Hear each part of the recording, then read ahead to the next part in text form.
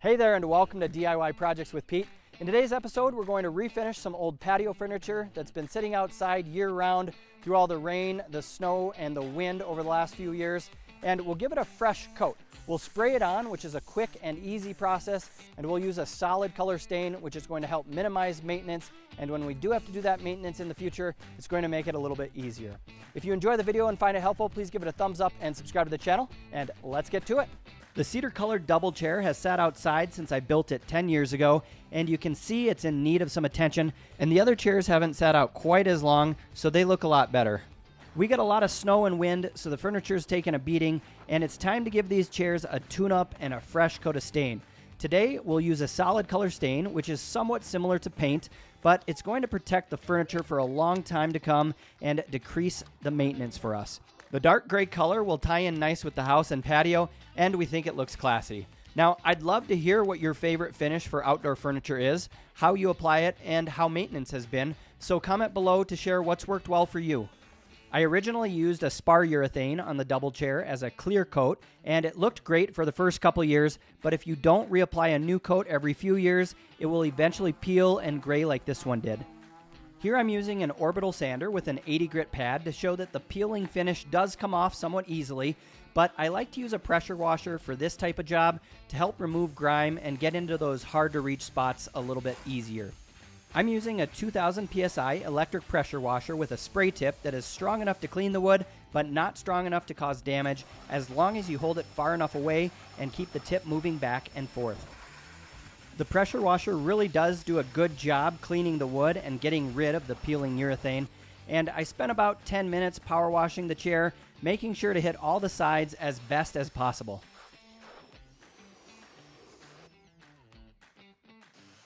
Then I moved on to a bench I made about the same time as the chair to help get it ready for a new coat of stain.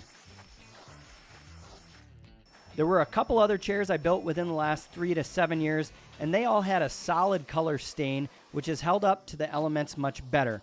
Our 16-month-old Jack joined on my back to pressure wash and basically just clean these chairs up since the stain still looked pretty good. I let the chairs dry for a few hours and then got out the sander to clean off any remaining sealer and prep it for stain.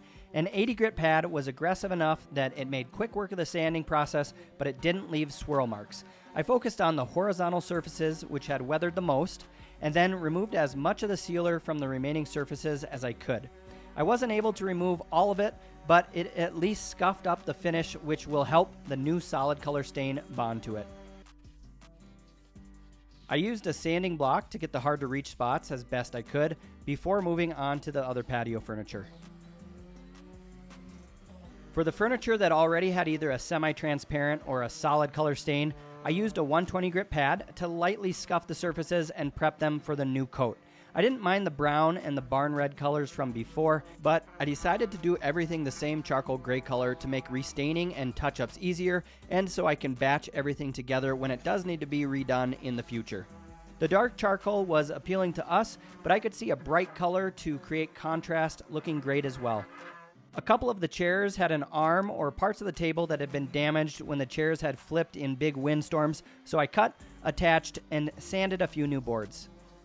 Lastly, I removed any metal hardware from the furniture before staining. Here's a look at a sprayer I bought about 5 years ago to make staining my old fence go super quick.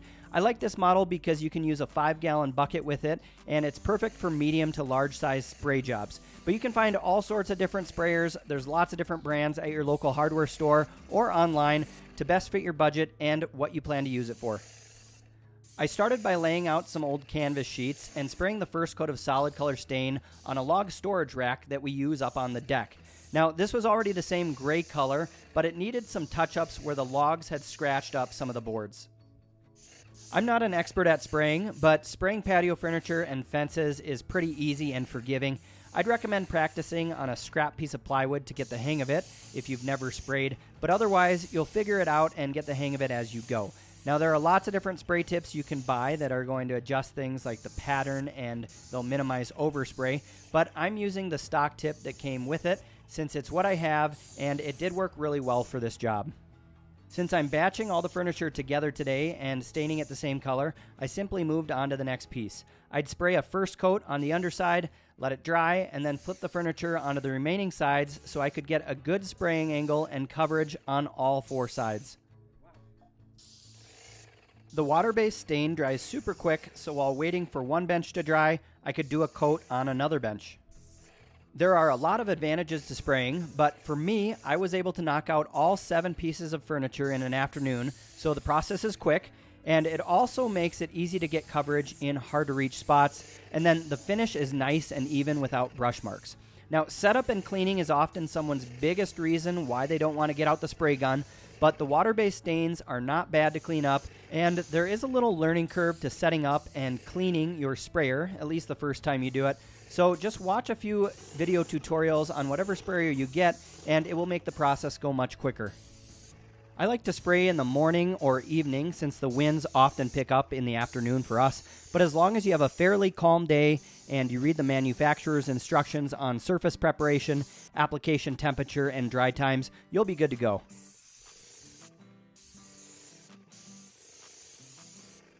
Before staining each of the chairs, make sure there isn't a bunch of sawdust or debris on any of the furniture. I like to use a leaf blower to make quick work of this, and then a damp rag if needed.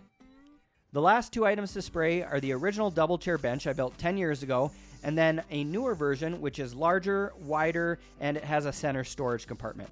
If you're looking to build similar furniture to any of the pieces sprayed in today's video, I have plans which are linked to below, and they're available on my website. This is the old double chair that was pressure washed and sanded, and you can see the solid color stain is going on nice and smooth, and it's going to add many years of life to this chair. After getting the first coat on the back and underside, I flipped it right side up and got the top. I'd recommend 2 coats of stain on an outdoor project such as this to make sure you get good, even coverage that will last. All right, so here's a look at everything I just sprayed. We got a bench, double chair version 2, firewood storage rack, another double chair, single patio chair, and a bench. For this type of sprayer, when using water-based stains or paints, I can rinse off the feed hose and then hook a garden hose to it, which will circulate water through the sprayer and clean out the stain. I can get the machine cleaned up and ready to store in about 10 minutes, which is awesome, and it's why I don't hesitate to get the sprayer out for all sorts of projects around the house and property. Before putting the furniture back on, I decided to restain and seal the concrete patio ring, which hadn't been done since I built it 5 years ago. And if you're interested in seeing how the concrete patio was built and about the staining and sealing process, I'll have video tutorials up soon that will be linked to below. Here's an up-close look at the refinished patio furniture. Even though it's sat out year-round for many years, a good cleaning, sanding, and stain will help restore your furniture so you can put it to good use at your next gathering or barbecue for years to come. I chopped up some kindling, started a fire, and then tried out the newly restored furniture and patio for an evening around the campfire with the family. And we're all really happy with how things turned out. All right, thanks so much for tuning in. I hope you enjoyed today's video and found it helpful. If you did, please give it a thumbs up and subscribe to the channel. Thanks again for watching, and cheers.